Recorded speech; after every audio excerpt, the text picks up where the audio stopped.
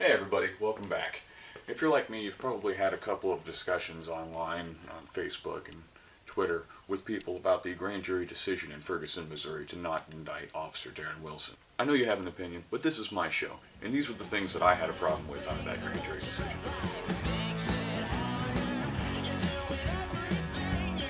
Now, so far I've been all over this case with friends and family that range from the left to the right, from cops to hobos, and I think I've finally identified everything that really gets to me about this case.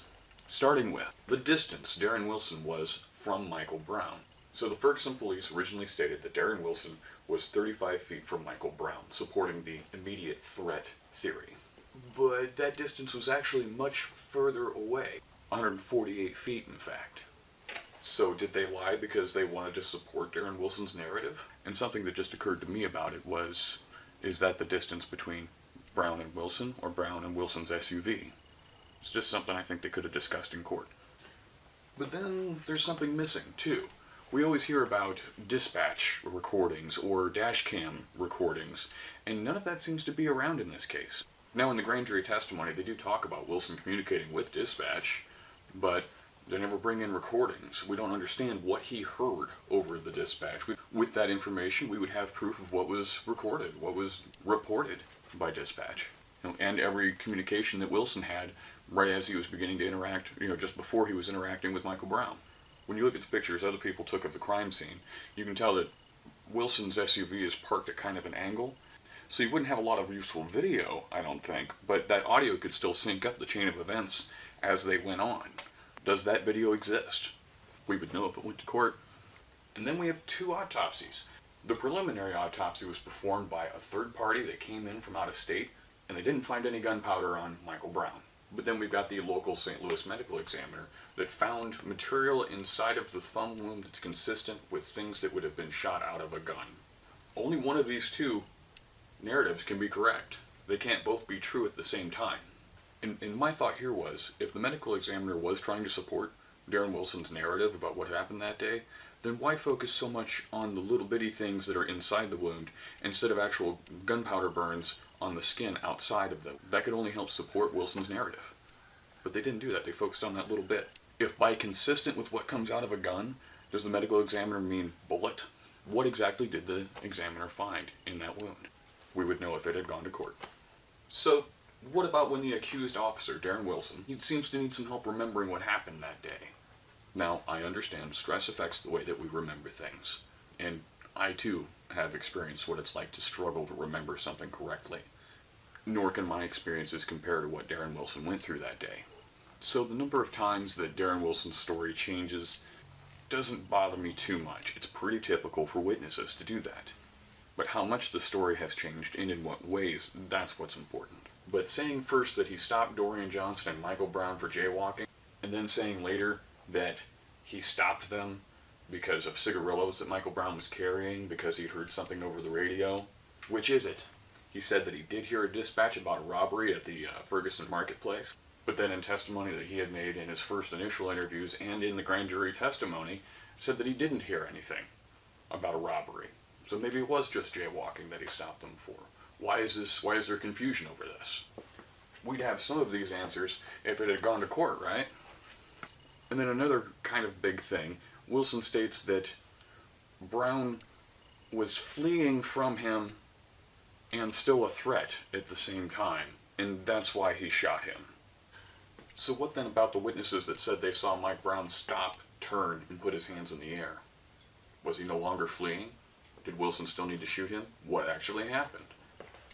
So all of that, in addition to the laundry list of forensic failures. Forensics failed to take crime scene photos for 4 hours while Michael Brown laid on the pavement.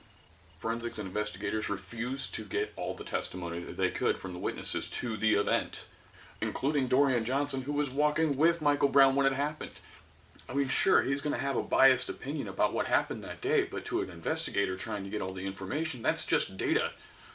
They didn't test Wilson's gun for Brown's prints, which would have supported his narrative that Mike Brown tried to take his gun.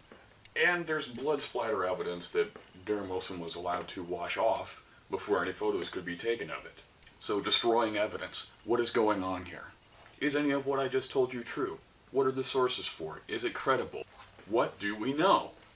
Now, whether you think Michael Brown was just a poor kid from a bad neighborhood who still had the stones to graduate from a high school that was so poorly funded they only had 2 graduation robes for the entire senior class, or if you believe that Darren Wilson is a deeply racist man who only got the job in Ferguson after his previous department was disbanded for being deeply racist, one thing that we all have to admit to ourselves: we're all wrong. We don't know anything yet. I mean, think about it. Very little about this case has been verified and confirmed well enough to move it from the information about this case to facts about this case column. Not a lot of that has happened in this case. It's been a lot of talking heads and conjecture and people with their opinions and what they would do if, or what should have happened if. But for the actual facts about this situation, I mean tested, studied, retested, cross-examined, well vetted, and scrutinized with all reasonable diligence. And there's a thing people forget here, is that that was not and never has been the point of a grand jury in the history of ever. But if any of what I just covered with you kind of made you go, huh? Then you might have experienced what legal scholars might call reasonable doubt. That's all the jurors were looking for here. That's what grand juries do. You know, you gotta be wondering why exactly they looked at this case and said, seems legit. Could it be the unconstitutional instructions they received? Assistant District Attorney Kathy Alizadeh then handed the grand jury a copy of a 1979 Missouri law that was ruled unconstitutional by the United States Supreme Court in 1985. Could it be the evidence and the testimony that was presented to the grand jury that supports Wilson's narrative? Handpicked by a prosecutor who is also a co-worker / professional acquaintance to Darren Wilson. Okay, is it true that this prosecutor helped raise over $600,000 to support the person he was supposed to be prosecuting? Is that a conflict of interest? You decide. You know, in the end, this is just another example of a much larger problem that we failed to ask just as many questions about, or meaningfully act on the answers that we found along the way. Systemic and cultural racism is a human issue, not a uniquely American one. And that's why I'm confident that solutions exist. But a whole society has to move in the same direction at the same time for any real change to happen. And I'm just trying to use my moral compass to find the right direction. On the issue of policing in general, all I can say with any certainty is this: whatever we do to address this issue, it needs to be as fair to honest, innocent cops as it is just to officers who use their authority to abuse the public trust. Please keep that in mind when you talk to others about moving forward through this issue. So, I guess that's it. There was a lot that wasn't tested, there was a lot that wasn't collected, there was some things that seemed a bit manipulated, but not enough has been determined as fact to call it one way or the other. And the process with which that would be reconciled has completely failed in every way. And that's why people are protesting. And if you still don't understand, you have some homework to do in the links down below.